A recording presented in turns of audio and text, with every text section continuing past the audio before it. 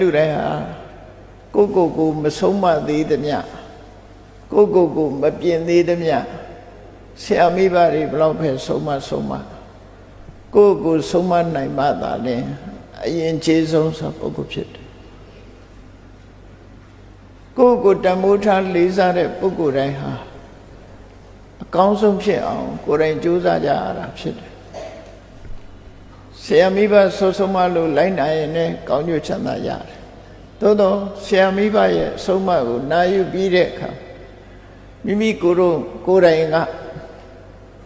ဒီမရင်ကြီးတဲ့လမ်းကြောင်းအတိုင်းလိုက်ပြီးကိုယ်တိုင်ကိုပြုပြနိုင်မှသာလေ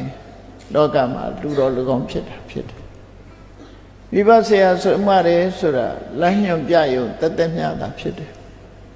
ကိုယ်တိုင်လှုပ်တာမပါဘူးဆိုလို့ရှိရင်ပြစုံတဲ့ယဉ်ကျေးမှုဆိုတာမဖြစ်နိုင်တကယ်ပညာရှိသူတော်ကောင်းတွေ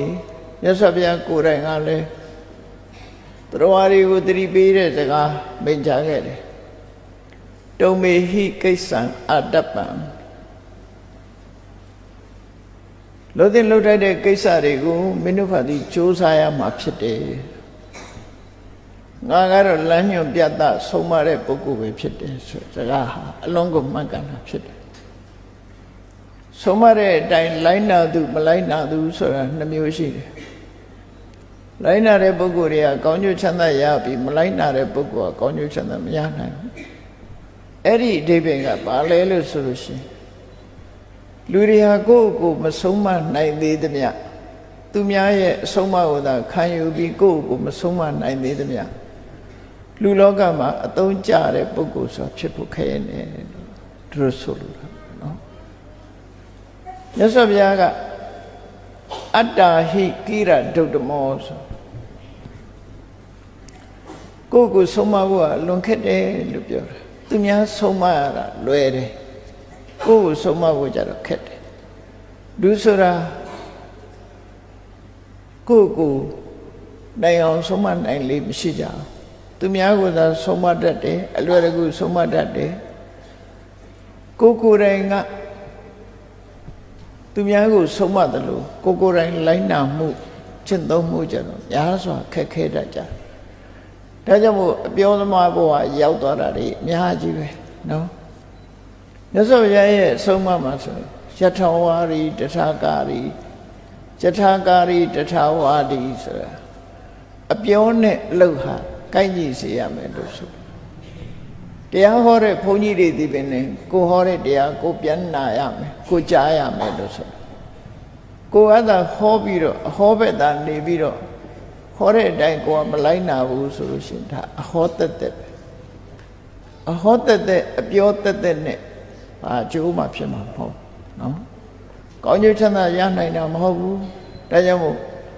ကိုဟောတဲ့တရားကိုပြန်ပြီးကြားရမယ်ကိုယ်တိုင်လိုက်နာကျင့်သုံးတာပဲဖြစ်ရယထာဝါရီတထာကာရီကိုပြောသလိုကိုကလှုပ်ရမယ်လှုပ်သလိုလည်းပြောရမယ်လှုပ်ထားတယ်လည်းပုံမပြောရဘူးဒီလိုဆိုလို့တယ်ပေါ့နော်အပြောနဲ့အလုပ်ဟာနှစ်ထွေညီညာနေဖို့လိုရတယ်လောကလူတွေကအပြောနဲ့အလုပ်ဟာညီကြတာမေတ္တာမှာရှားတယ်နော်အပြောနဲ့အလုပ်ဟာကိုင်းညီနေဖို့လိုရတယ်ကိုပြောသလိုကိုကလှုပ်တယ်အပြောတက်ကတော့ပြောရတာနဲ့လှုပ်ရတာဘယ်အလွယ်တော့ဆိုပြောရတာလွယ်တယ်လှုပ်ရတာခက်တယ်ဒါကြောင့်မို့အပြောနဲ့လှုပ်နေတာလေလွဲချော်နေတတ်တယ်အဲ့ဒါလို့မဖြစ်ရအောင်ဆုံးမသွန်သင်မှုတို့အရေးကြီးဆုံးကတော့ကိုရှင်ကျေးအောင်ဆုံးမမှုကိုလမ်းပြနိုင်မှုဒါဟာအရေးကြီးအဲ့တော့ကိုဆုံးမဖို့ဆိုတာဘာတွေလိုအပ်တုံးဆိုပညာရှိတွေရဲ့ဆုံးမတွေများစွာသိဖို့လိုအပ်တယ်အဲ့ဒါကိုတုတ္တလို့ခေါ်တယ်ဘဟုတ်တုတ္တဘာဟုတ်သသင်္စသိပ္ပင်္စဆိုတဲ့မြတ်စွာဘုရားရဲ့မင်္ဂလာတရားတော်တွေထဲမှာကိုဟာသူတော်ကောင်းတရားတွေကိုများစွာကြားနာဘူးတဲ့ပုဂ္ဂိုလ်ဖြစ်ရကြားနာတယ်ဆိုတာသင်ယူတာပဲဖြစ်တယ်နာယူတယ်ဆိုတာသင်ကြားခြင်းသင်ယူခြင်းပဲဖြစ်တယ်တရားပွဲတွေကျင်းပပြီးတရားနာတယ်ဆိုတာ မြတ်စွာဘုရားဘာတွေဟောခဲ့တယ်လဲဆိုတာကိုသင်ယူခြင်းပဲဖြစ်တယ်ပေါ့ရှေးခေတ်ကနားနဲ့သင်ယူတာဖြစ်သောကြောင့်တုတ္တဆိုတဲ့အသုံးကိုပဲသုံးတာဖြစ်တယ်